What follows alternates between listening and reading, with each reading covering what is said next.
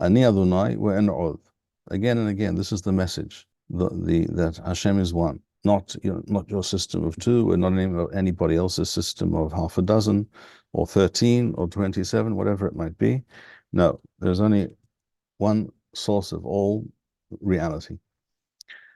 Ani Adonai ve'en Yotzer, and here's the famous pasuk, Yotzer or UVoreh Choshech, he who creates both light and darkness, Choshech Shilo, and also creates peace or a balance between these things, UVoreh Ra, and also the evil.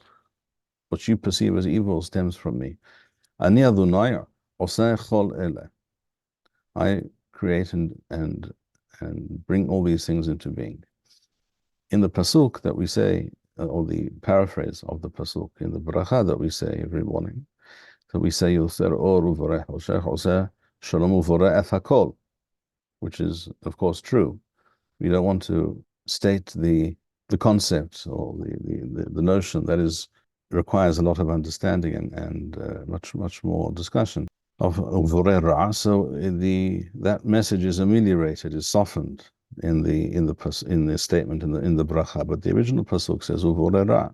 In other words, all the things that you see as evil, also these are part of the created reality of Hashem, and it's very likely, at least, this message is mentioned here and in many other places, of course. I mean, throughout the Tanakh, we hear this again and again. But here's the most obvious reference to the competing ideology at that time, shall we say, the Persians, the Persian view and theology and philosophy of life, of the world.